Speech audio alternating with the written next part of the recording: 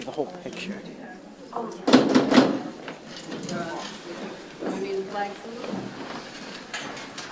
Pledge allegiance to the flag of the United States of America and to the republic for which it stands, one nation, under God, indivisible, with liberty and justice for all.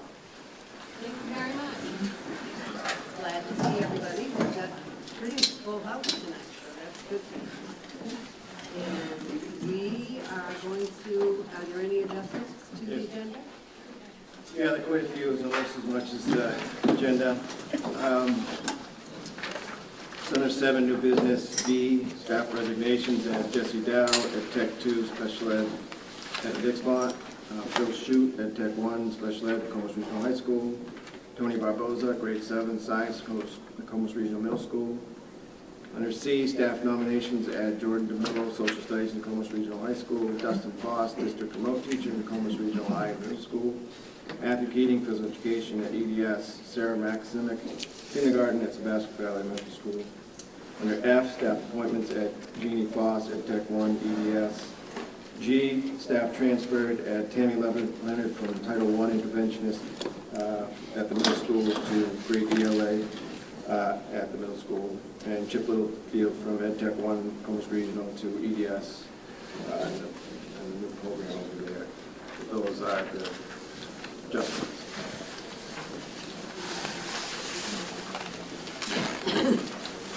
Very good. So we're moving on. Approval of minutes for the April 11th meeting. Second. Yes, motion and second. Any discussion on the motion? Hearing none. All those in favor? Any opposed? It passes. And the special meeting on April 25th. So moved. Do we have a second? Seconded. There is a motion and second on the floor. Any discussion on the motion? There are a couple of errors in there. One of them is others present, Ryan Martin was not there. So you could second that motion.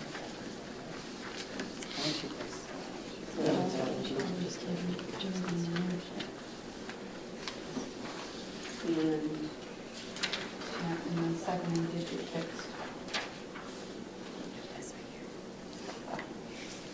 So Ryan Martin was there, that's the only thing. Yeah, he was not there. Yeah, we thought he was going to do it. Yeah. Is that the only thing? Ryan Martin, the other one was Ryan Yep, Martin, but he was the assistant principal, he wasn't there, it was Ryan Parker. correct. Right. Okay, Now that we'll let it. Anything else? Hearing none. All those in favor? Those opposed? I'm sorry. Passes. Moving along to public comment. If there is anybody in the audience that would like to address the board, we ask that you give us your name and the town that you live in. Seeing none, we'll move on. Reading of communications. I believe we have some in our packet. Yes, and Ellen would like to just jump in really quick. Yep, I just want to jump in quick because I missed the deadline on filling out the board report, so you didn't get any updates from Somerset, and I wanted to make sure you had some. So over the last month, every year we have a partnership with the Masons of Corinthian Lodge 95, and every spring they bring in bikes they fundraise and bring in bikes to raffle off for our students for reading. So this year they partnered with us once again. We did a 3-week readathon. 250 out of 263 of the children participated. And those 250 students read 5,667 books in 3 weeks.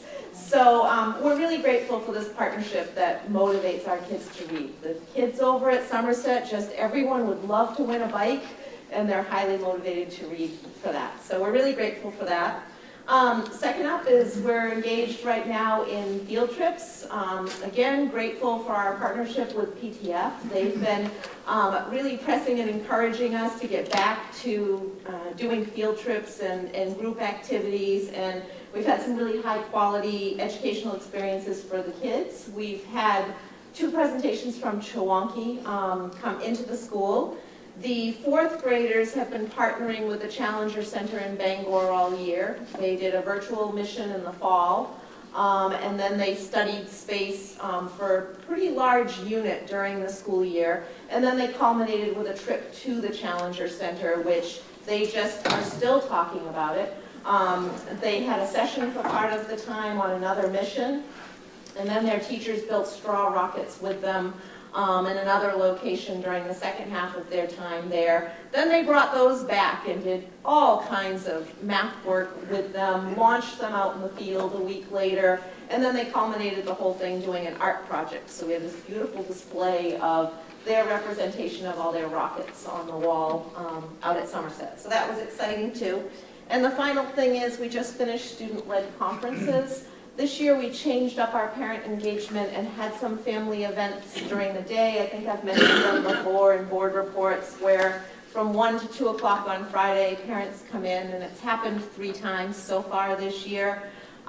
It's brought a different group in. It's brought a lot of grandparents in if parents are working and unable to come, and it's brought in some of the folks who are maybe staying at home and don't want to come out at night. So anyway, we believe that this has led to like more comfort in the building and more of an ability to come in and see their kids. So our student conference rate was 91%, which is really high for us.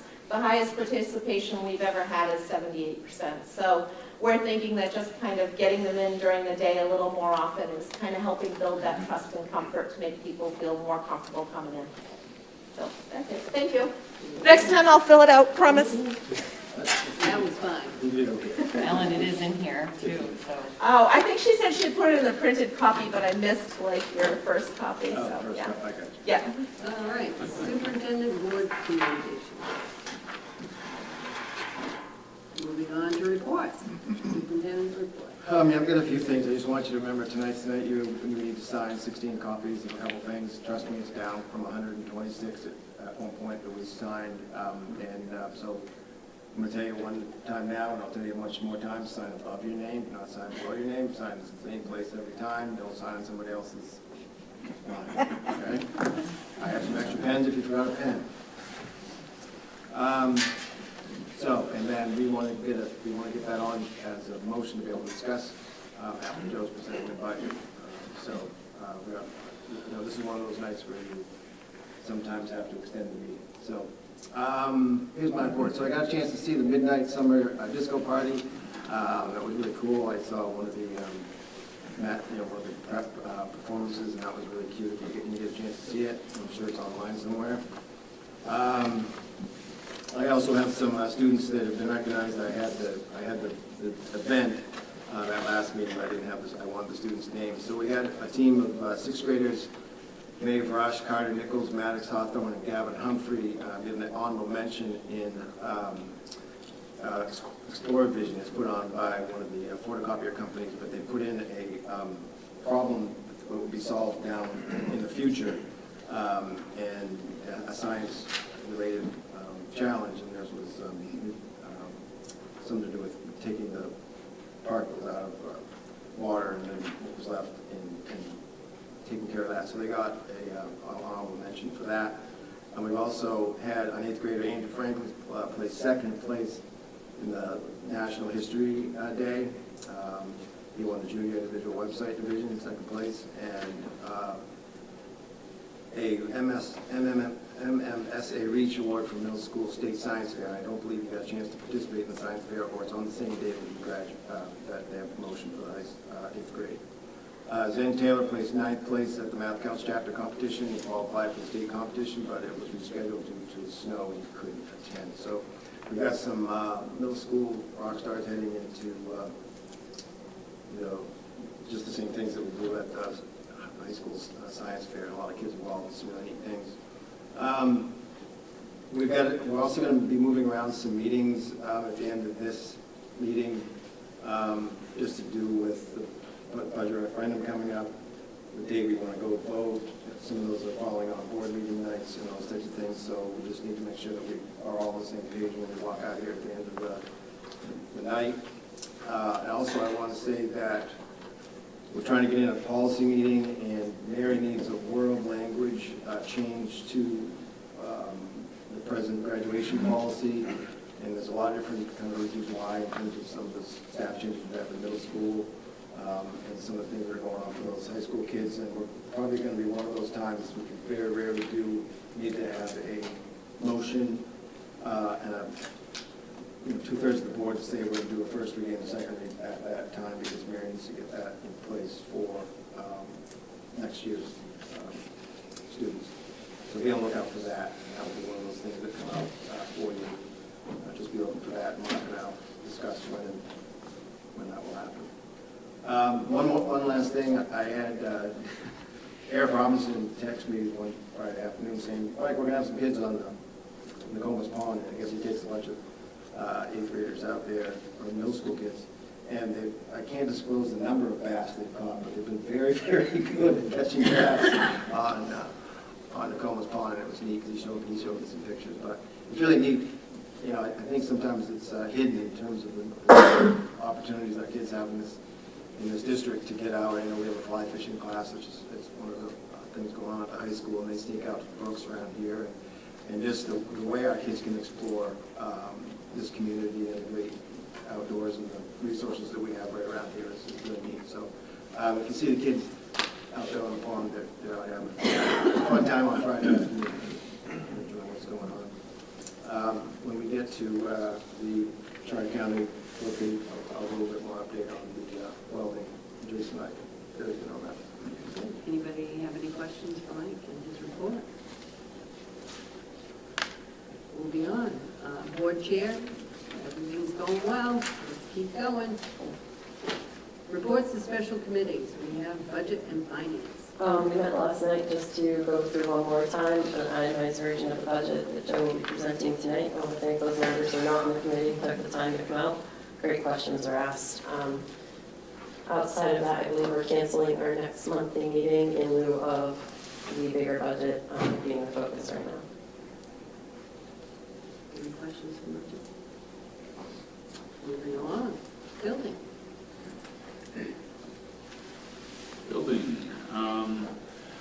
We met on April 12th. We started off with Jessica reporting information from the ad hoc renaming committee. And the decision at that level was the administration would make changes to the school pledge, refer to the students as Eagles. Correspondence will include serving the towns Etna, Dixmont, Plymouth. And if referencing the children, the students of Etna, Dixmont, and Plymouth, to be inclusive of all towns that attend the school. No board action is recommended at this time. Next month, we'll be touring the boiler room at EDPS because there are future upgrades needed. Apparently, the boilers are no longer being made in the U.S. Of odd consequence, I happened to run into a colleague of mine who works down at MDI Hospital, and they are getting a new boiler, and it's the same kind, and it's coming from Ukraine. With a lead time of 6 years. So we're going to be looking at long-term solutions. Leisha distributed the budget line items showing repairs, showing the list of repairs after the cuts were made by the budget committee, and they align with the business office budget paperwork. Somerset Water was supposed to go online on April 19th. Any update on that, Mike? I think it did, but I'm not 100% sure. There was a couple, there was a pump that was frozen, but I think it got freed up. I believe it's going to probably do an update. I should send something out. Okay. And then on Williams Road traffic study, the Sewell Engineering Company offered us an estimate of almost $10,000 to conduct the study of the problem. And so we asked for another estimate from another firm, in part because this is the firm that did the original study, so they should have the numbers right in their fingers. And then we were discussing several other options about how we might be able to solve traffic by redistributing how it flows around the school. No decisions were made at the time. And the meeting adjourned at 7:30. Yeah, we'll work on that traffic thing during the summertime, get Laura and her staff, I think maybe doing 2 lanes inside, making it one way in the afternoon, getting it further up around the corner may help, and see if that helps a little bit, but $10,000 to have the study done is kind of crazy, but it is crazy, and we'll try that, and then keep working on it. Any questions for building? Moving on to education. Yep, at our meeting we had a joint presentation by the health teachers in middle school and high school. You can see in the report, or the notes that I took, pretty extensive. In terms of, they shared basically at the middle school in terms of the types of educational connections that they make, and then Mr. Thorndike at Mr. Perry and Mr. Thorndike at the high school, I think has a, not sure what the right word is. He's very realistic, I think, about understanding how kids operate and that they're going to experiment. So there's a lot of suggestion of deterrence, but also there's a focus on how to get yourself out of situations where you might be putting yourself in jeopardy or feel peer pressure to use different substances. So that was basically that presentation. And that's what we focused on last week. Any questions on education? Seeing none, thank you. Policy. Well, policy committee met and we reviewed updates to a number of policies. We didn't get to the chemical hygiene. No. We reviewed updates to a number of policies, already existing policies, based on Maine School Management Association updated models. And so we have, for first reading, 3 policies that we should consider tonight. And then for second reading, updated school nutrition director job description. So would we be making a motion on each one of these individually? For first reading? Yeah. So we take both.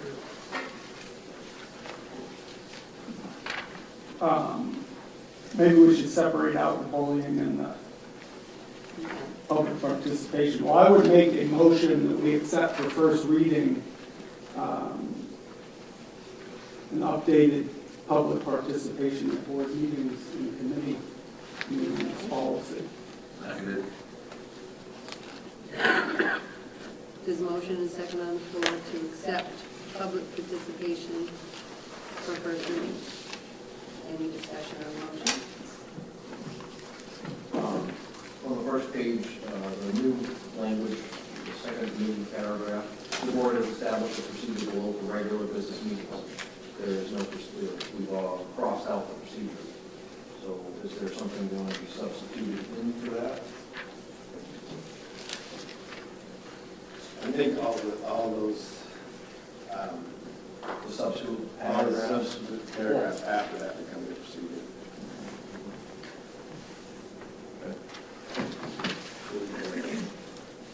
Colon there instead of.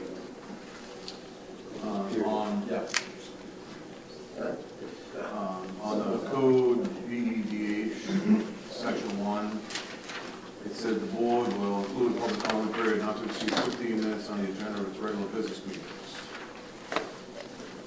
Back on the front page of that, it says the board encourages residents to attend board meetings and become acquainted with the operations of programs at school. A year or so ago, we had an issue with, it's very uncommon for the public to come and make any comments. It's very uncommon for any members of the public to even come. When there's an issue that they feel strongly about, I feel as though they should be able to speak. If we have 15 minutes, I believe we have a 3-minute limit for a person. They're allowed 5 people to speak. That's going to be it. That's not a lot of public participation. You all remember the mask fiasco, and there was some interest from members of the public wanting to come and speak.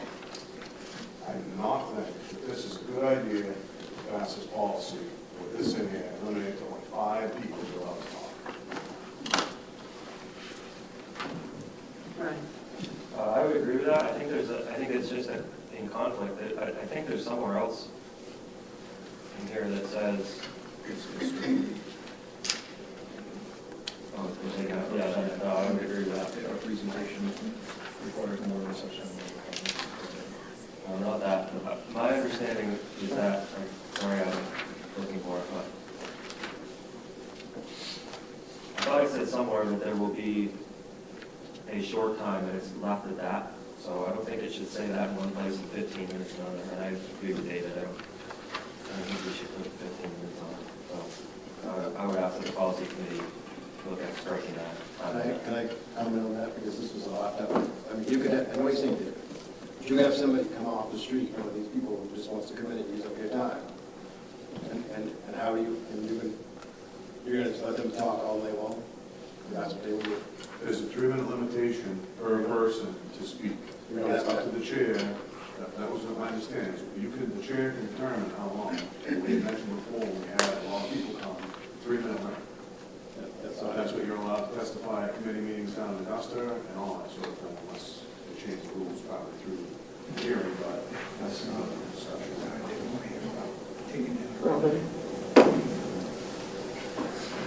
I think we discussed this, if I remember, somebody had asked that question, and the information that was given was a motion can be made any time to extend the time for participation. Anybody can make that motion.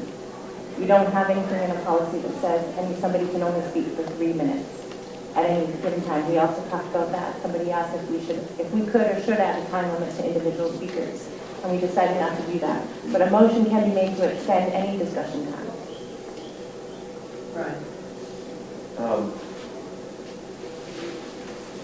think this is largely similar to what we've had. There's obviously some changes, but I think the most important thing on this policy, and frankly any other policy, is bullet number 3 on the second page. If the board chair is not going to enforce a certain piece of this policy, you might as well not pass it. And part of this, if you keep going, refers to involving law enforcement. Frankly, I don't see any board chair in this body resorting to that, and I don't see this board supporting the board chair if that were to happen. So, I mean, I'm going to vote for this just because it makes sense, and it's mostly common sense with some of the changes like David was saying, but I think that's the most important part. One of the things I think we struggle with as a board is just enforcing our policies when they are on the books. That's my concern. Do we have an opportunity to go back and put the 3-minute rule in here and strike out the 15 minutes? Because I was at that last meeting that was very heated, and there was a lot of discussion as to, do we want to extend it? Some people were for it or against it. So if it gets voted down, those people in the opportunity of our area do not get to speak their 3 minutes. And if they're there, there's a reason why they're there, and they should be heard. And we should stay until that's completed. We can't make changes to this because it's on first reading. It isn't adopted until after second reading. So I think Mark may want to take that under advisement. Correct, and I'm going to suggest an amendment. And instead of saying not to exceed 15 minutes, it should say not to exceed 3 minutes per person. Second. We have a motion and a second amendment to that. Any discussion on the amendment? Shouldn't be in the policy, should be at the judgment of the chair. If there's a subject that takes more than 3 minutes, we shouldn't be pinned down to a policy saying that it's 3 minutes, we don't care what. Brian? Yeah, I don't have an opinion on a specific time limit, put one or not. I think the most important part is that the old policy had it up to the board chair, and I think that's fine. The problem is when the board chair says there's a 3-minute time limit, and then the first person you let go over that, you've lost control. So if you're going to put a time limit on, make sure every person follows it. Again, that comes down to number 3.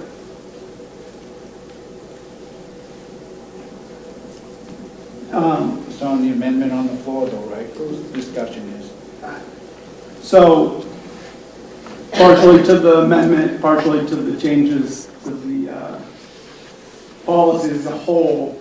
To me, the updated language read better.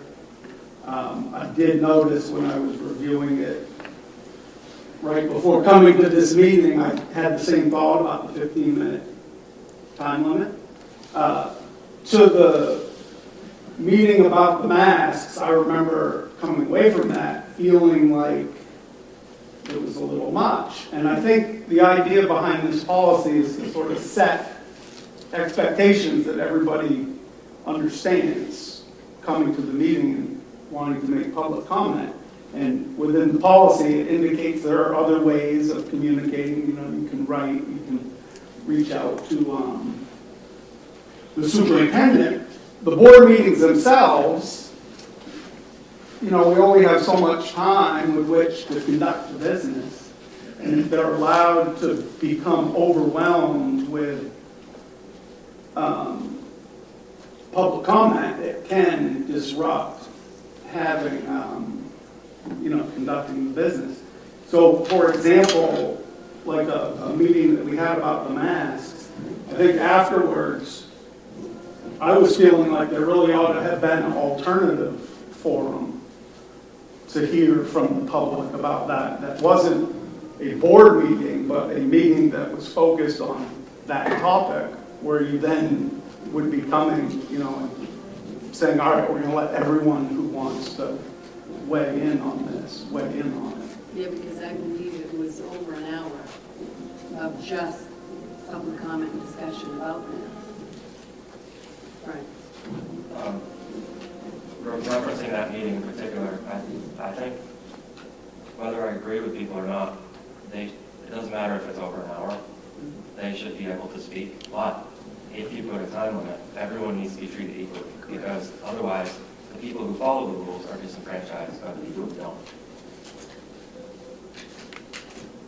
Absolutely. All right, any other discussion? Is there amendment on the floor? Yes. We're going to dispatch that first, go back to the... I'm sorry? We're going to dispatch that first and go back to the original motion on the floor. Yes. And what was the amendment again? Add 3 minutes for others. And remove the 15 minutes. What was the amendment? So the amendment was to replace the term 15 minutes with 3 minutes per person. All those in favor of the amendment? Those opposed?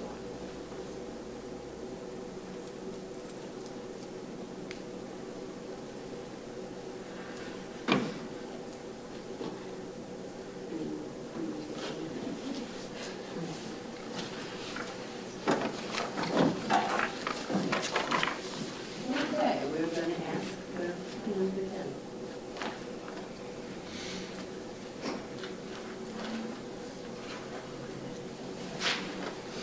Under roll call, this is the amendment.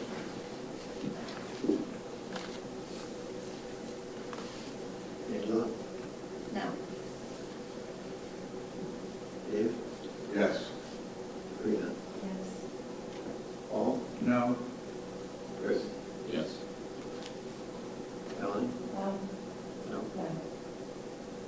Mark Cousins? Yes. Mark Hanson? Yes. Yes. Yes. Tony? Yes. All right. No. Rachel? Yes. Ryan? Yes. Tanya? No. Jason? Yes. Chad? No. No. Melissa? No.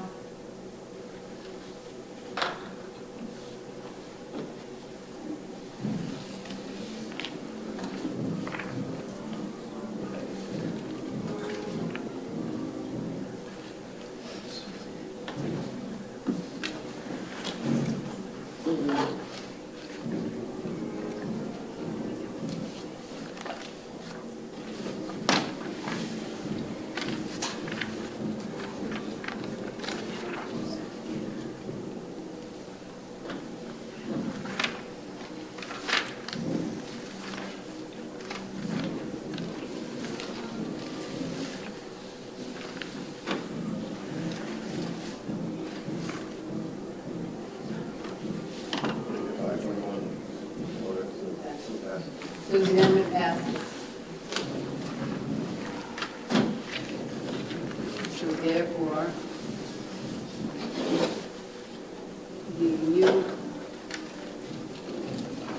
motion is to put that on first reading. Change that And- for first reading. Right. For minutes first. No. So we've scratched for 15 minutes, and it will be 3 minutes per person. Any discussion on the motion? Hearing none, all those in favor? I got one. This is an original motion, to accept this as second, first The reading. first reading. Okay. I had a question. It was said by somebody that this is, all this language is dictated to us, except for the one we just changed probably, by the Maine School Management Association. Mark, somebody said it. The original language came from it too. Right. Right. So this, is this boilerplate directly from Maine School Management Association? All these yellow things is nothing different than what they sent us. This is suggested language for a policy, public comment. And government was on the reflection of what's going on at public comment, board meetings all across the state. Try to protect you as a board. So my question is the policy committee at the local level, or are we going to start letting Maine School Management run our policy committee and Drummond Woodson run our policy committee? Or does the policy committee want to make up their own policy for our RSU, where local control is what we're here for?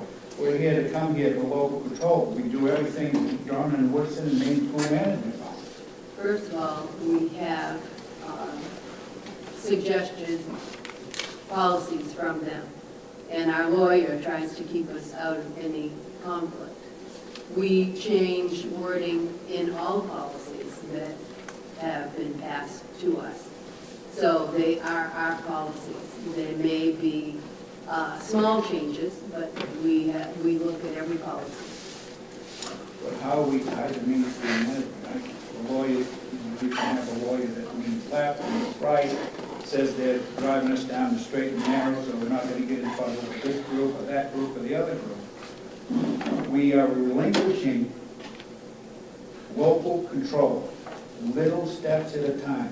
If we listen to these people, our local control might as well be thrown out the window. Right? We just went through the process of local control. Thank you. Veronica? Our policy committee meetings are the longest committee meetings I attend. I've been on. And we hash it out, we read paragraph by paragraph, and then we bring it to you to give you a month to read and come respond to committee too. So this is very local.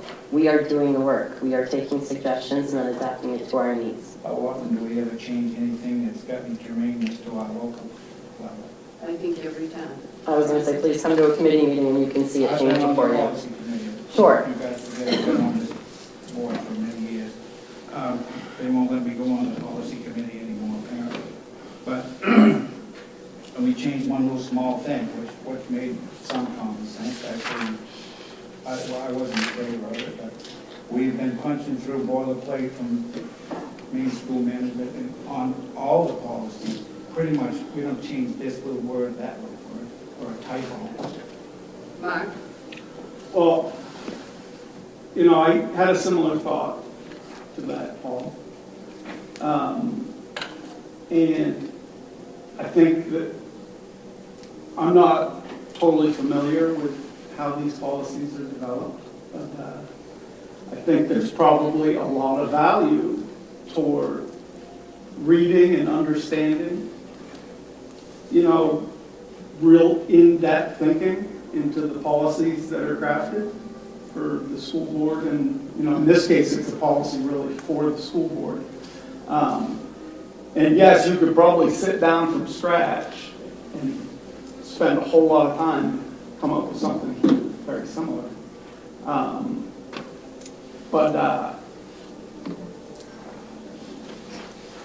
And I agree that it might be worth having a better understanding how they come up with some of these policies. But I guess I'm not convinced that you should just discount out of hand because this is coming from a professional organization that specializes in developing these policies, that they're not good policies meant to protect and, you know, treat the public fairly and allow the board to function as efficiently as it can. Well, it's not to Any say other that this isn't discussion useful. before I call for a vote? All those in favor? Those opposed? It passes.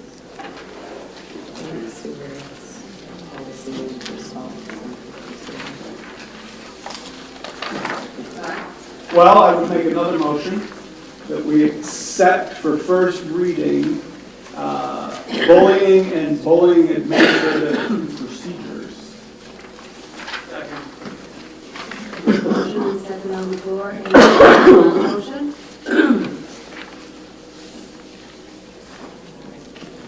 I'm sorry. What are we on? We're on the bullying policy. Last two. Yes. On the number 2, retaliation against those reporting such defined behaviors. And then under that retaliation for the reporting of the incidents of such behaviors is also, that's the same language, during such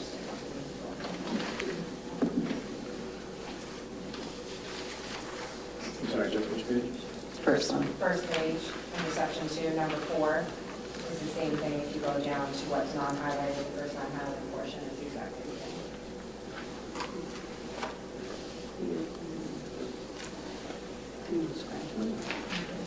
Thank you. Any other discussion? How is something like this enforced by the school when this is done primarily on their own time, on their own social media, or however? I'm just trying to understand how this is enforceable so I can wrap my head around, this is a big problem, obviously we see it every single day, but how are we going to take the bull by the horns and make sure that this is being enforced, because this is going to be a lot of work in any capacity. So it makes me really nervous to think that this is something that's being addressed. It could be addressed daily, honestly, from what's being said, so what are our steps? So if you actually look at it, if it is not disrupting the school day and the classroom, the school actually can't do anything that happens outside of school hours. However, if it happens outside of school hours and it becomes a disruption in the classroom, then they can respond to that disruption. But you can't respond to outside bullying outside of school, and it's going to be more than like, I don't know, throwing some mean words back and forth during the class. It's going to be like a disruption during class for the school to actually take responsibility or discipline action for things that happen outside of school hours. Well, that was not my full question, because I know there's a lot of stuff that happens outside of school that's brought, and there's retaliation against other students, it is disruption in class because then they're not concentrating, there's other things going on with the chit chat behind their back, so it's affecting the classroom, so I'm wondering how that's being policed.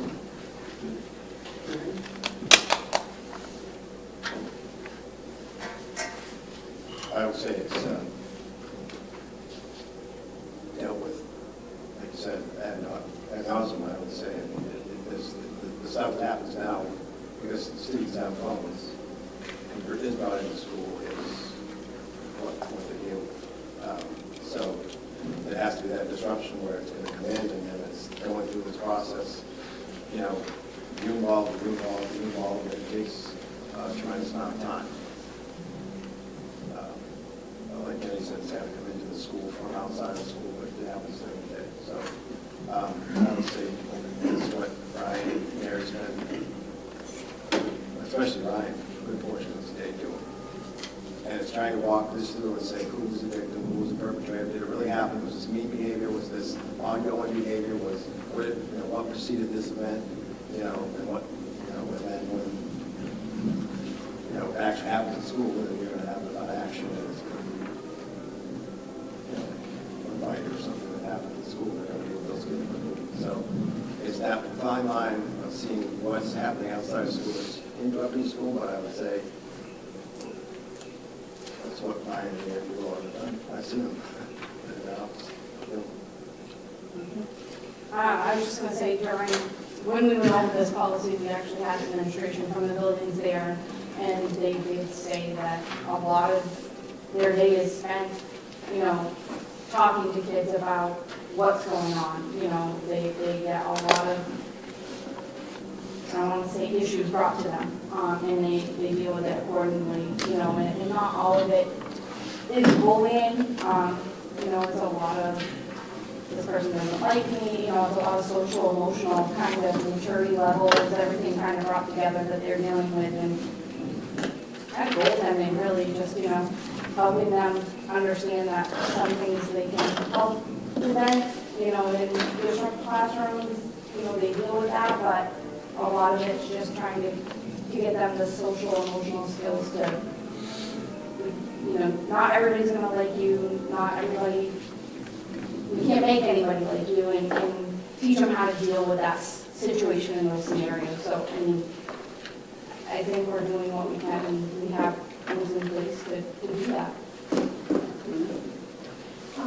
It's referring to the responding forms, the JICKE2, are those in here? They're highlighted, are they new, or is it staying the same? I didn't see them. Because the forms themselves didn't change at all. It was more of a procedure and some of this rearranging of this policy in terms of deciding together. It added a lot more examples if you see on page,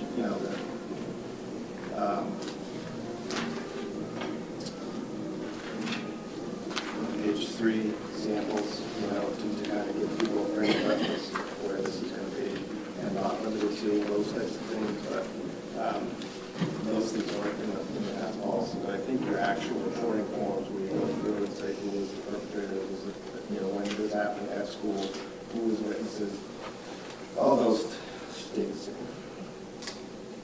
Any other? On JICKR, I noticed that it repeats all the definitions that are already in JICK. Mm-hmm. Is there a reason to do that, or can we just get right to the procedure? Because it's the definition of Maine state law as to what bullying constitutes. So it's already in the procedure. Oh, Where did we get this example language from? I'm sorry? Where did we get this? Sorry, I got a frog in my throat. Where did we get this example language from? State legislature, probably a few years ago, policies. So, 2 years ago. so we've been in violation of the law for a few No. years? Now, we had the first version that came out of legislature a couple of years ago, and this is just an updated version, because they continue to take a look at it. Where they put bullying and cyberbullying together, they put some examples in here, so they've continued to refer. And I guess, Paul, when I talk about the MSMA, they work with every school board in the state, and whenever we have challenges, without calling our lawyer, we call MSMA, because they've gone through every possible experience. And why would we have to, 178 or 200 school systems in the district. Why would we want to recreate everything when there is a body of knowledge of professionals who work at MSMA and have been past superintendents, have been past policy developers? They're not a board that is of another organization other than Mainers. I understand how they. And as a superintendent, you call them first before you call your attorney, and they're going to take you to a point, they're going to give you some examples.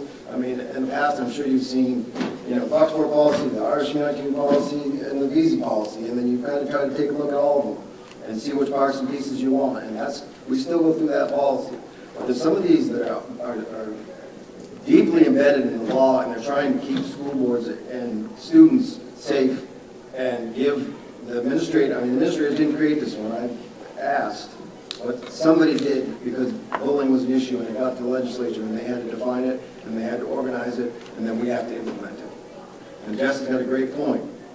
How in the world with Scott and Angela and even Laura and Ellen and everybody go through an example of bullying without some type of a guideline to kind of go by? That's kind of what this is for us. So I don't think it's rocket science to say that kid's bullied and you're going to stay after school for detention, and I don't want to see it happen again. We don't need that deep of a policy for it. The reason why you don't take their language is because they slip little things in there that we don't want.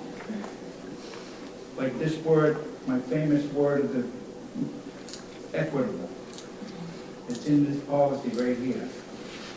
Board will provide all students with an equitable opportunity. Why do we even need that? They're needling these little things in there that mean something down the road, and we're letting them slide right through. We believe in equality, not equitable. You don't think this policy should be applied equitably to your kid, and Tess' kids, and Angie's kids, and Dave's kids, and Karina's kids? I'm not saying that. That's what that means. It could easily say all students with, it could drop that word in and it could read just fine. Mark? Well, I just wanted to say, Jessica, that I have had similar questions to you about the implementation. And when we heard concerns from parents at the meetings, the first thing I did was went and looked at this policy. We already have these policies as policies. I think the bullying one is from 2017. Frankly, I struggled a little bit reading it, and so I wanted to look at it. As a policy committee, personally, I feel if you take the two and line them up, that this one is much more beautiful for what that's worth. I mean, I still would have the same question as you about the actual implementation, and you know, I obviously can't speak to how updating this language will affect the implementation, but at the very least, I feel like it's easier to understand some of the, you know, terms and structure behind the policy with this updated language. So in this, I understand where you're coming from when you're talking about some of the language that you don't want in here, but in this instance, all students need to be the same. It's not Peter versus Paul or Sam versus Susie. It needs to be down the line, everyone has a fair shot, is treated the same in every capacity, student to student. I would want my son to be treated the same way as Melanie's, the same way as, you know, whoever's. So. That's not necessarily what that word means. But it depends on your interpretation of the reading. It not necessarily means what you think it does. If that wasn't in there, it would be perfectly the same. Went through the board policy, and this one's, I agree, it's a lot.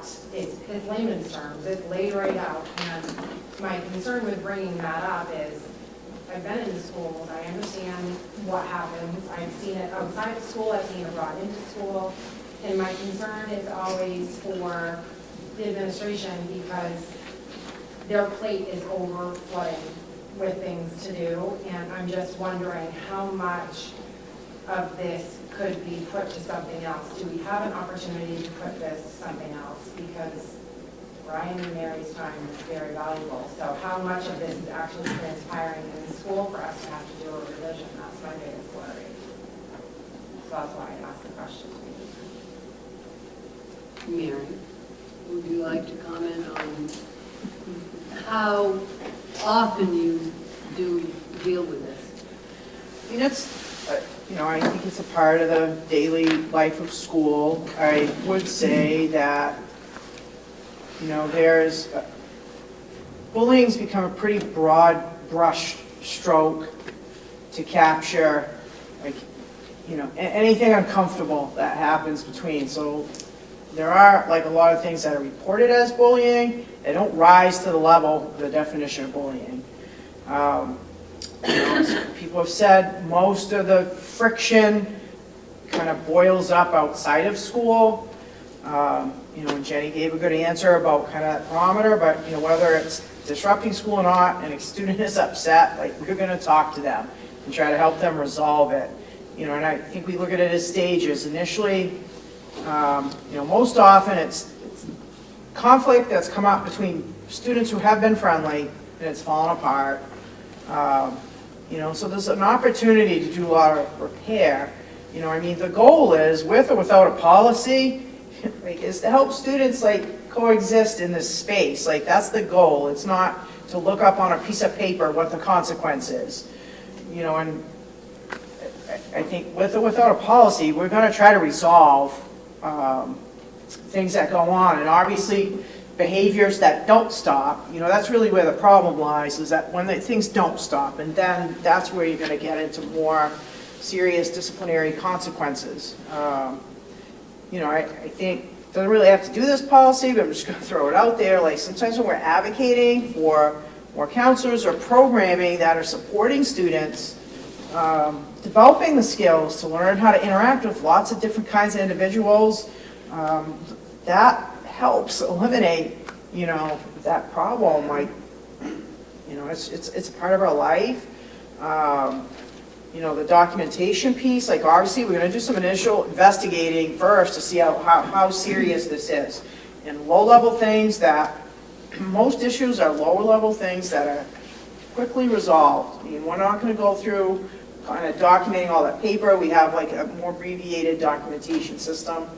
The different school levels have different ways of kind of managing disciplinary data, but I think we all tackle into that. For those situations that it continues to percolate and not really get to resolution, and that's where we go using the kind of a paperwork, a more formal process, and that is helpful to kind of have those tools to say, hey, this is more serious. We want to resolve it.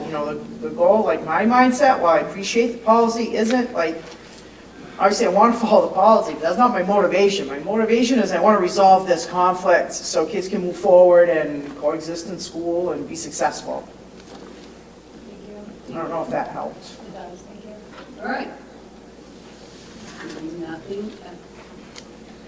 Paul? I want to make an amendment to this policy before we go to vote. And that would be? Strike the word equitable out of that sentence. It will read, it is the intent of the RSU 19 board to provide all students with an opportunity to learn. That word is not necessary. Do I hear a second? First page. I do not hear a second, so that I no lack of second. I didn't hear it. Sorry. I was still looking to see where he was going. On page 1. The first yellow paragraph. Front and center. That word is. So the original motion stands? Some people did not hear the amendment, the request for an amendment. Would you like to repeat it again? I amend this policy to strike the word equitable out of the first page. I don't know how many other times it's in here. To read, it is the intent of the RSU 19 board to provide all students with an opportunity to learn. Do I hear a second? I'll second it. I think it's fine. I think that we're out. There is a motion and second on the floor to amend the, When we get to discussion. we are in discussion now. Paul, what does the word equitable mean in this circumstance? Equitable.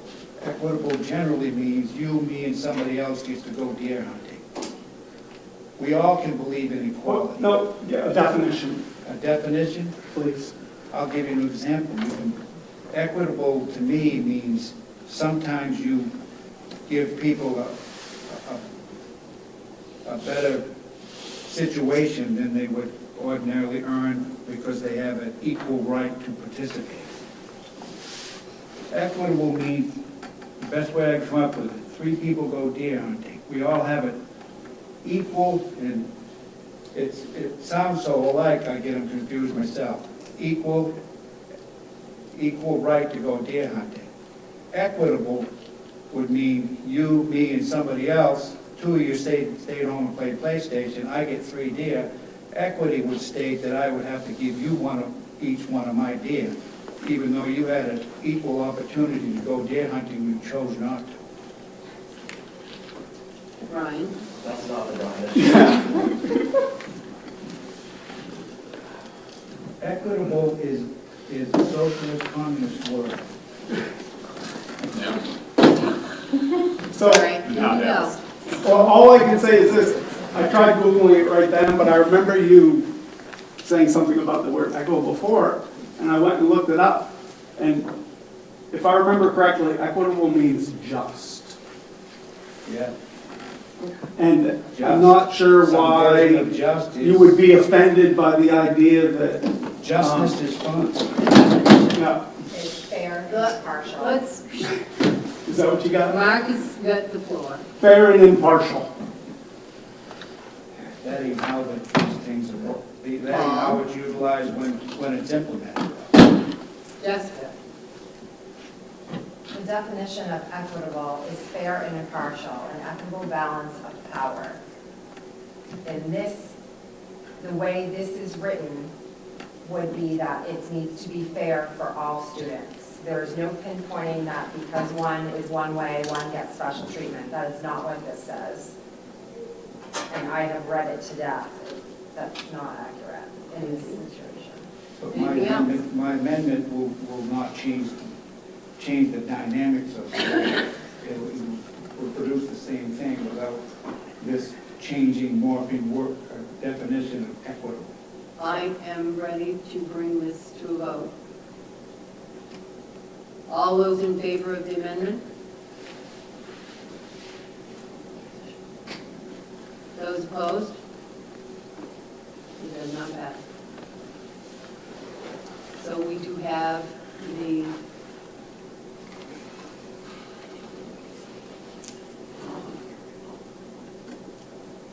original motion. Excuse me. The original motion on the floor is to put this in first reading. Any discussion on that motion? Jessica? As long as that line is stricken. It's in the text. Yes, along the line. Yeah. Seeing nothing else, all those in favor of the motion? Those opposed? It passes. So moving on. Point of order. Yes. Is it accurate that board members are required to raise their hand and be called on by the chair to speak? Yes, Thank you. the chair was trying to get to that point, but. All right, and we have one more. Well, I would make a motion, we accept for second reading school nutrition director job description. Do I get a second? There's a motion and a second on the floor. Any discussion on the school nutrition job description? Hearing none, all those in favor? Those opposed? It passes. Thank you very much. Any other questions for policy? Moving on, transportation, no meeting. No meeting, we'll have a meeting this month. Negotiation, no meeting. Tri-county vocational meeting. Yep, we met last Thursday. So Brian told us about the automotive group, class, field trip, or visit a presentation to Darwin's. And Darwin's also, after that presentation, who is interested in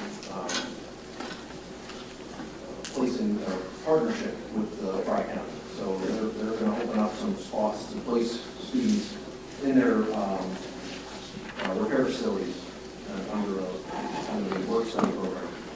So we continue to outreach with these local businesses that are affiliated with the industries that we're training these kids in, so that they can not only earn their certificates, but also earn a good paying wage. And we constantly get good relations with these businesses, and they get good employees out of it. So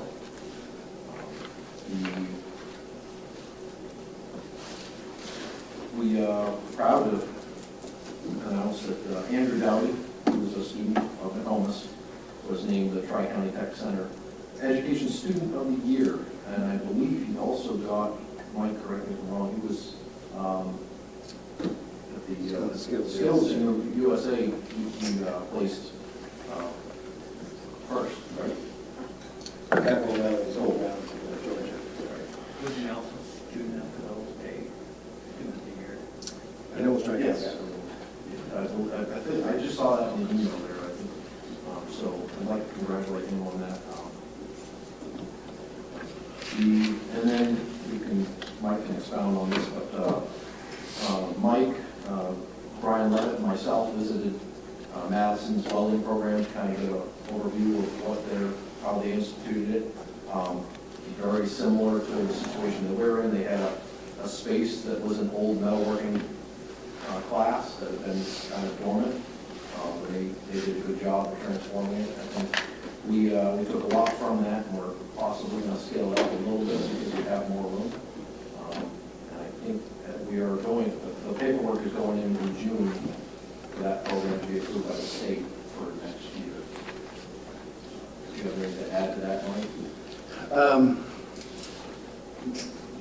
Not really. I mean, the way they did that up there is they had a lot of private businesses come in and put their names on a booth in terms of banks, dealerships and things like that.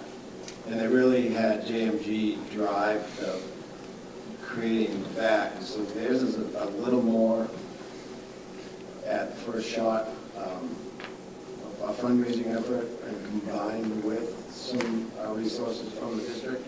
I think that's a really neat idea. I think we would have to do some work on that in terms of the geography of our whole Tri-County region, but I think it's a neat idea because there's a lot of businesses that would benefit from us having the welding program at the old Combs building. But Jason's right on. It was actually the exact same idea that we took a shop and created the welding booths, and we got the dimensions of the welding booth. We have the price tag of what it's going to be. The bigger conversation is going to be is how much can Tri-County put into this? How much would we want to do maybe out of our capital improvement, or go out to businesses? Like I said, it's a grassroots effort, but it's organized, and we have to find somebody to kind of help organize. From Dexter to Milo to down to Newport and maybe even down to Jackman to get people who would want to put their names on this board. But there's plenty of room for welders out there. So it's a really neat idea. But we got to find that person who can organize it and put that forward. But it was a neat shop. And the kids are, they're going right into businesses like Jason said, the 7 placements in the industry for those kids that are in our operating plan. So it does what needs to be done. It's just they had more of a corporate, I would say, input, and that may have been just the way they needed to do it at the time.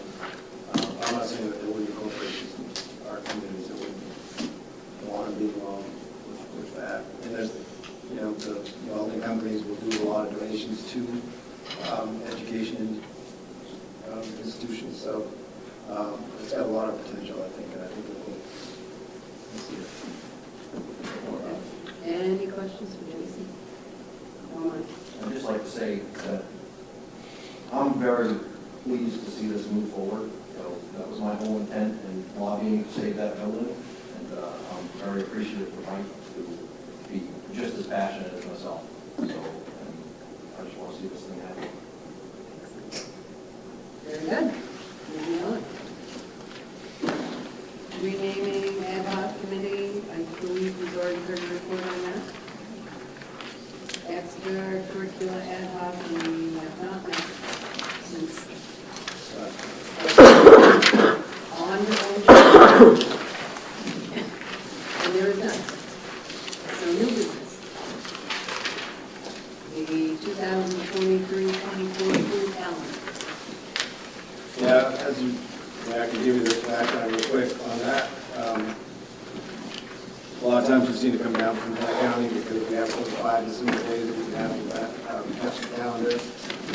And then this year, they would like us to just look at it. I had everyone kind of look at the Tri Counties and then put this in, and then I've given it to our admin team and the association for the contract. But this is kind of our version that came up, and it does meet the non-dissimilar days with Tri-County, so they kind of like to have you guys take a look at this and say, it's good, take it up to Tri-County, and Tri-County's going to take it back down and say, this is our calendar. So there isn't a whole lot. Back in the day, you could have 12 dissimilar days, and calendars were all over the place. Over the years, they tried to bring this in so that kids weren't missing multiple days off the schools, and this calendar's worked for us over the last few years. I'd like to make a motion to accept the calendar as presented. Second.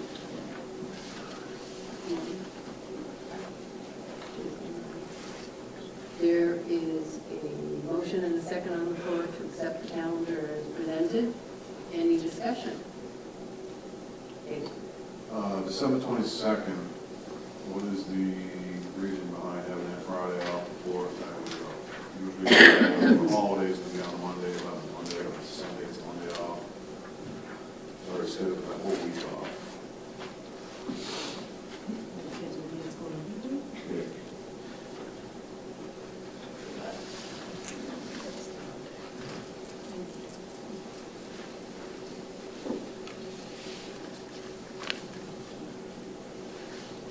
Anything else? What's that? I think it also is a little bit shorter than that days. This is the raise my hand. Yes, Paul? Is this the complete calendar for the upcoming year? We always have discrepancies in it. There's none in this one? This lines up with Tri-County, and Dave's looked at, Brian's looked at all the calendars, and, you know, Jackman might start a little earlier, and Milo might, but of all the days, we're not more than 5 dissimilar days in all our calendars across the Tri-County region. So, on some level, David's question could be, why we all have on Friday, because that might on some other calendars, and it doesn't give us too many dissimilar days, because if we were in, that might push us to 6 days. But, you know, to Karina's point, that's where it's a fairly tight holidays sometimes when the way the calendar falls, and the 22nd may not be a more education productive day at that point. It could be a non-dissimilar day too. Well, it's still only 5 days. We historically get 5 days, and it's only 5 calendar days beyond the holidays, so it lines up to every year that I've ever seen.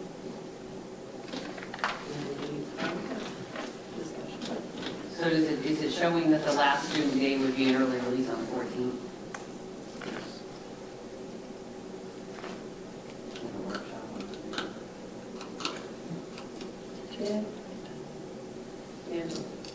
So the last 2 years, at the very last minute before Thanksgiving, you guys have voted to take a half a day before Christmas and Thanksgiving. And I just want to make sure that we're going to actually follow this calendar this year and not at the last minute make those half a days for like the 21st of November and the 21st of December. This year we brought those to the board to make that decision. Now they go on our own, those are to the procedures, but that won't happen with me doing it unless it comes to the board. It'll be your decision. Anything else? Hearing none. All those in favor of the motion to accept the calendar? Those opposed? It passes.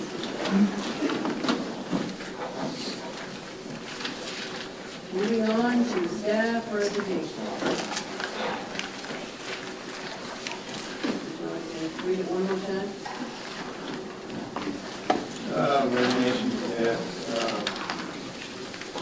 Mike offers bid, special ed teacher at Plymouth Regional High School, Crystal Detail, math, grade 7, Plymouth Regional Middle School, Susan Irish, grade 2 teacher, Somerset. Elementary school, Jackie Dyer, at Tech 3, interventionist at Plymouth Regional Middle School, Joel Stevens, at Tech 3, interventionist at Somerset. Teresa Allen, at Tech 1, special ed, Plymouth Regional Middle School, McDaniel, at Tech 1, special ed, Sebastian Valley Elementary School. Carol Otis, school secretary, Sebastian Valley Elementary School. Katie Vandewick, 30, Plymouth Regional Middle High School. Ellen Lewis, van driver aide. Lisa Chinchette, van driver aide. Steve Chinchette, bus driver. Jesse Dow, at Tech 2, special ed. BDS, Phil Shute, at Tech 1, special ed, Plymouth Regional High. And Tony Barbaros, grade 7, Plymouth Regional Middle School.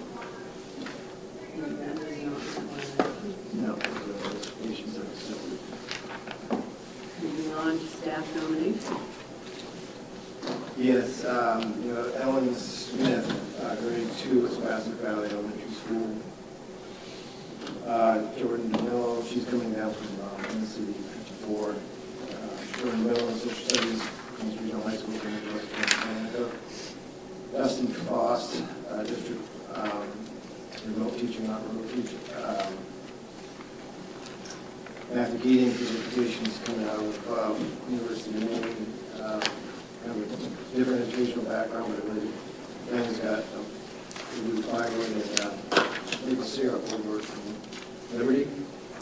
And I have not yet met Sarah Maximic, but I heard she's going to community for kindergarten at Sebastian Valley Elementary School. Yeah, now mentioned those. Motion to accept the nomination. Second. Any discussion on the motion? So do we have extra funds still that are being for remote teacher training? Yes, one more year.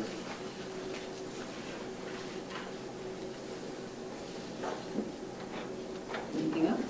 So these are new hires for replacements, right, Mike? Yep. Okay. I don't want to go to the principal's office. These are new hires for replacements of resignation. Yes. Was there job papers you normally get somewhere?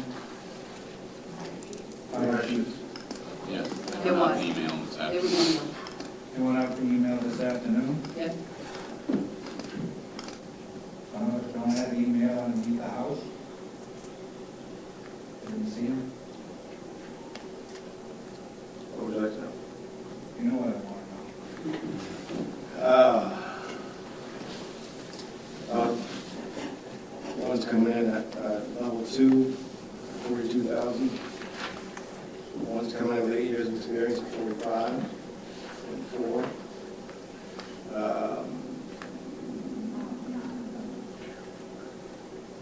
One looks like they have 2, 4, 9, 12 years of experience, have 7 at 53.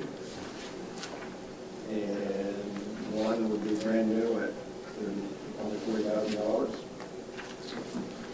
And another one would be brand new, looks like, at $40,000. Thank you. Jessica. So all of the resignations that we have, that still has quite a few openings based off the nomination, right? So do we have a good candidate for this people? To be honest with you, we are getting some really good candidates. I was really, this is part of, the most important part of my job, because I've got 3 people I've met the last 2 days who want to become part of our committee. We have a lot of people who are doing interviews later this week for some positions. We've offered a couple positions to some people at high school, just to see if they're going to accept. I'm going to say we also probably have some openings, like some special ed ones and some positions.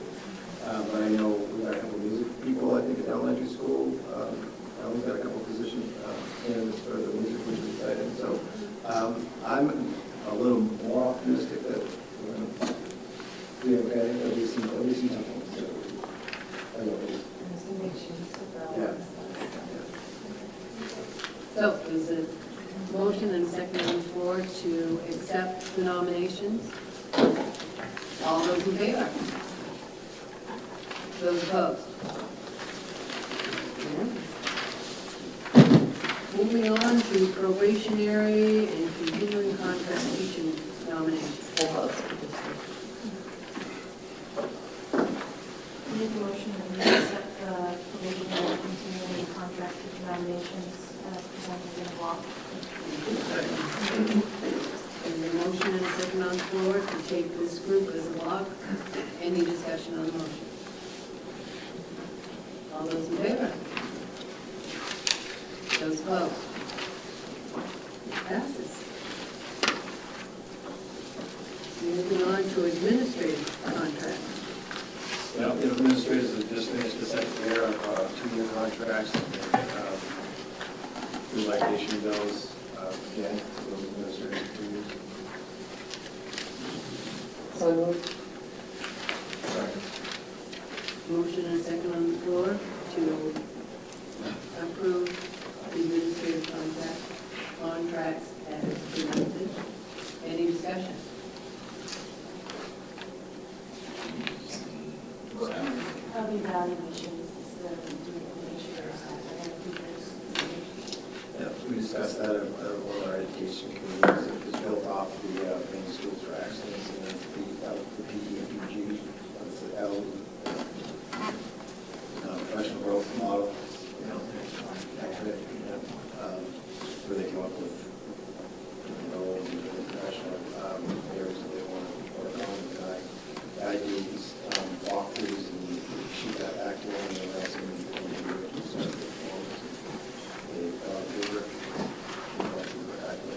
Is there any feedback from what's there? We have done that a little bit in the past. We've done multiple versions, but I can't tell you this year if it has been.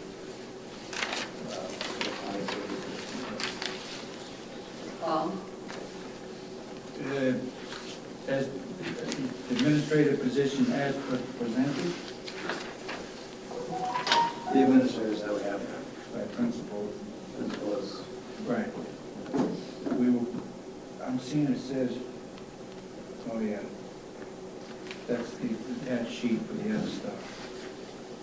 Are we privy to the contract? Did we discuss the contract? Did we get to discuss the contract or the money? Well, part of the contracts are the same, so you, in the budget, you know what their salaries are, and then they get the same increase that we put into the budget for all administrators. You're not going to pick one person and say they get this, and the rest is across the board. Well, it's the same percentage. Or the same percentage. But Same people you had in the building last year, the same people doing the job that they're doing this year. Any other discussion? I'm kind of with Paul here, like, we're just kind of told to accept the contracts and we're not given any information about them. Like, we should be able to have information on their evaluations or any feedback on these employees without just saying, okay, let's approve them or not approve them. Well, I'm your employee, they're not your employees, I supervise them, you have me supervise them. Okay, so you want to give feedback on each Well, one of them, or, I mean? That would be an executive session where you get a chance to sit there and discuss this. This is to add 2 years to their contracts, and the same people have been doing jobs. If there was a problem with performance to somebody, we would go into executive session, and we would talk about that, and we would talk about the evaluation. This is to roll over their contracts like we did just for the teachers, for the administrators in your building. And the amount that you pay them is based on what the budget committee has determined that to be. We don't do anything differently for them. They're just a different group of people. And they're not protected by collective bargaining agreements, so they need to have their contracts renewed. just because it hasn't been done before doesn't mean it shouldn't be done and shouldn't be had discussion about it. Sure, if you'd like to see a sample of their contract and you bring forward, could we please see a sample of their contract, how many days they work, how many vacation days, whatever that is, that's not a hard thing to get across. Nobody asked us to show it. But I can show, we can send you the sample tomorrow, what it looks like. So there was a discussion of how much to increase the administrative contracts. By what, the budget committee? Yes. And we were supposed to go to the budget committee to make sure we know that number. If you had questions on the budget, you were invited to go to last night's budget meeting so that you would get all the answers you needed in order to pass the budget Well, tonight. yes, but if we're asked to vote on approving for the 2 more years, correct? To give them a contract. We're for 2 more extending their years, contract, by 2 years. yes. How many people know how much each one's getting for a raise? You're on the budget. You don't know yet, too. It's just you, and the budget hasn't been determined yet, so you just. And sometimes the determination, we don't, I mean, I personally don't know if you're giving them a 50% raise. You can ask them, they'll know the budget. Any other discussion? Robert, you're asking us to vote on something, but I don't know anything about it. Maybe my own fault. I can't go to every speaking committee. But you have the right or the option to vote yes or no. Well, I can't make a decision without any knowledge. But you didn't come to the meeting that we offered to give you that information.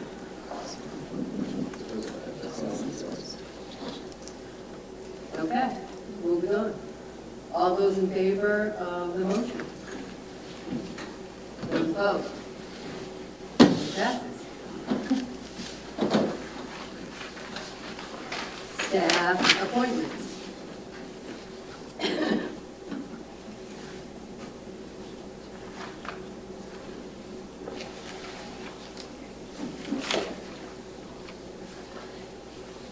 Megan Kuntz, at Tech 1 Special Ed Set, Arrow, Julie Oss, at Tech 1 Special Ed, DBS.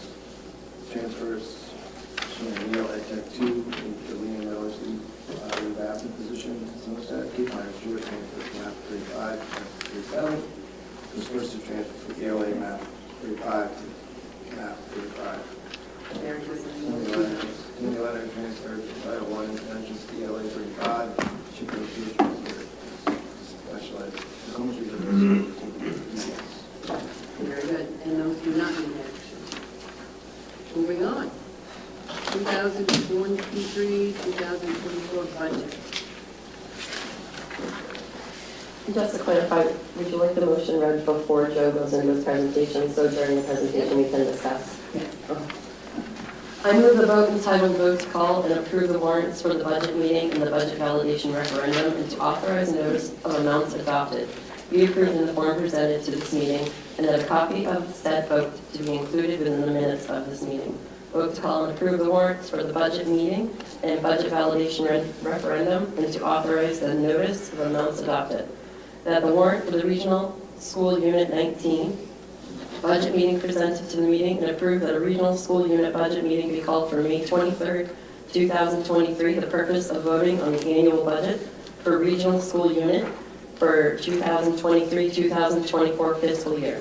That the warrant and notice of election for Regional School Unit budget validation referendum presented to the meeting be approved and that the Regional School Unit budget validation referendum be called for June 13th, 2003 for the purpose of approving the budget adopted at the Regional School Unit budget meeting for the 23-24 fiscal year.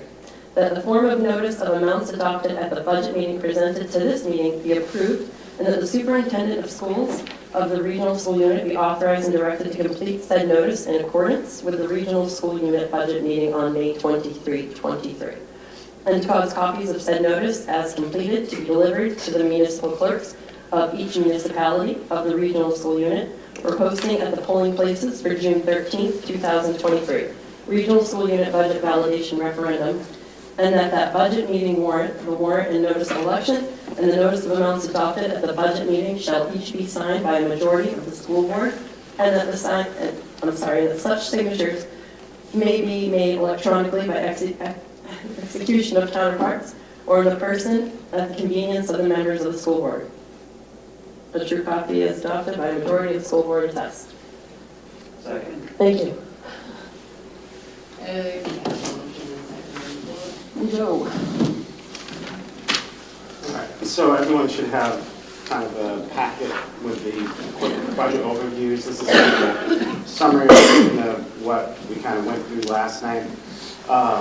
So as far as just overview, obviously it's a process as far as the budget committee's been heavily involved in this since February, as far as we've been meeting every week to go through the budget, up through then to last night where we kind of wrapped it up and shared it with those present as far as a lot of the details. So as far as starting kind of on page 2, as far as kind of just a summary of kind of the revenues and expenditures. As far as the budget overall is up about 4.16%. Now, to kind of talk to that, as far as that's kind of in line with as far as when we go through this, we'll see that over 70% of our budget is people cost, and that's roughly 4% is what we have built in. Most of the teachers' increases for next year is about 4%. The support staff is slightly less than that, but in the upper 3.7%, I believe, and administrators are around the 4%. So as far as that's kind of where that's coming out, and that's kind of where you're going to see where that's the biggest part of our budget. That's why you're going to see that's basically where the budget came in at. On the revenue side, we did receive additional funding from the state. We have some increased fund balance usage, and we do have some higher miscellaneous district revenue from with increased interest rates on our cash balances. We have more interest revenue, and then we have some miscellaneous revenue as far as just from a change in accounting methodology on a technology, how we purchase computers and get reimbursed to the state, kind of showing it as revenue and expenditures. So we'll see that. So bottom line, as far as the budget itself, is up 4.16%. But as far as the impact to the local communities, what we're asking the local towns to contribute is up 1.22%. On page 3, you kind of see the breakdown by article. Like I say, most is going to be in that 2 to 4% range. There are a couple of outliers. Special ed is up 9.5%. A lot of that is due to just the high volume of students that we have that need additional services, and specifically, a lot of these are professional purchase services for speech, psych services, OT, PT, English second language. A lot of those services are kind of driving up cost within that cost center. Career and technical is up a large percentage as a percentage, but not a lot in dollars. Basically, that's directly funded through the state, but additional funds they need to fund their programming, they go back to the sending schools to come up with those funds. And I believe we send about 95 students over to the TCTC. Other areas, as far as facilities up a little bit, 5.59%, a little bit over that 5%, and we have some bigger projects in here with the Somerset driveway, EDS driveway, and that's driving that. Other items to note as far as debt services, that's passed through from the state. That's all of our debt is state funded, so as far as it's kind of a pass through, but why that sounds slightly is just reduction in interest expense as the principal balance comes down on those loans. The amount of interest being paid is lower, so that's why that's decreasing. In nutrition, 2 years ago, that number was $80,000 that we're contributing for school nutrition. In this current budget year, we reduced that to $40,000 because they're kind of self-sustaining more, becoming more self-sustaining. Next year, we see them as a kind of not needing any additional funds from the district, so we are not budgeting to contribute anything to the school nutrition program that we self-sustaining. And so that's kind of by article, coming up to the 4.16% increase. Page 4, you'll see the kind of drivers as far as what's creating these increases. And, there's about 700,000 in salaries and about 165,000 in health insurance. Equipment, that's up quite a bit, and part of that is, like I said, as far as how we account for some of the technology equipment that's funded through the state, is we're now reflecting that as an expense, and so that's about 70,000 of that number. And then some of the other items in there, we have a van for transportation in there, along with there's some other items that are kind of miscellaneous that can add up. We have a scoreboard for field hockey in there, things like that. Professional services, kind of touched on that before. Most of that is a lot of that special ed driven, as far as a lot of those PT, OT, psych services, all those speech, those related services. Supplies up some, kind of some uptick in that just because of, it seems like everyone's kind of burned through the supplies from the building consolidations, and so now we need to replenish, and the cost of those have increased, and that's driving that. And then some of the, more or less in the electricity and fuel are kind of driving the increases in the electricity, transportation, heating, that category. And we kind of discussed the debt service and food service already. So that's kind of the summary of what's up and down in the budget. A little pie chart on the bottom of that page kind of will reflect as far as where the budget money, where the money is being spent. About 71% is people cost. Over 13% is debt service. And so once you get beyond that, there's about 15.5%, which is everything else. Stop at the schools, that's all the supplies, that's all the facilities, that's everything else. So then, page 5 is kind of the assessments as far as the that 1.22% that we're increasing. So it equals $151,063. And then this kind of is a breakout, what that impact is to the towns, because that does, based on state valuation changes, it does impact every town differently. So you'll see, for the most part, most towns, I think, are not overly burdened by this. So it's pretty, pretty modest increases. Thank you. No problem. And so that's kind of the quick roll up of what's in the budget. I'm not sure if anyone has any specific questions that haven't been answered that they'd like to ask, but we're more than willing to entertain those. Any questions for Joe?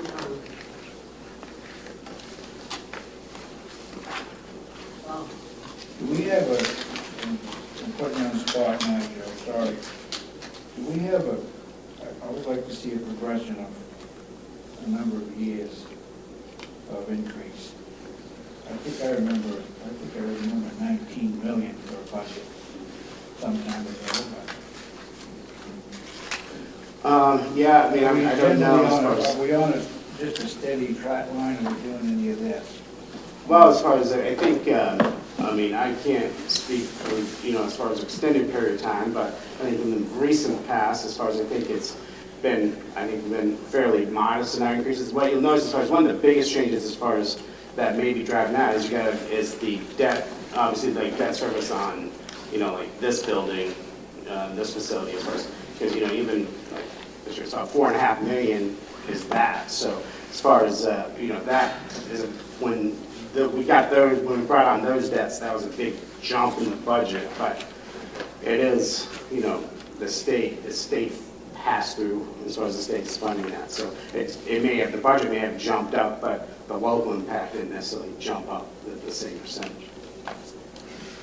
The debt service is all the new buildings or any capital improvements. I can't remember how that works. The debt service is 13.5% on the pie chart. All right, of our total budget, yeah. Yeah. So as far as obviously before, the building was here, that, the budget was a lot lower because we didn't have that. Primarily, that's the debt service, though, it's this new building. That's the only debt service that we have, yeah. Anything else? Seeing none, all those in favor of the motion? Those opposed? It passes. Future agenda items.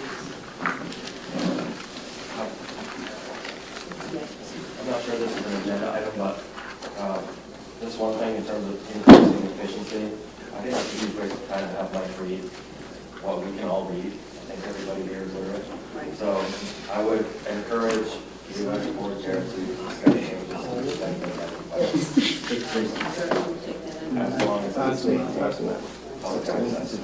The only reason why I asked you, some of those he added. What were they? We'll certainly take that. Okay, anything else?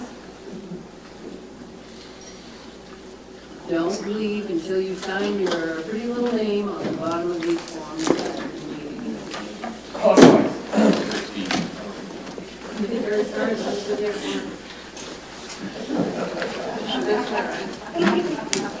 That was a good.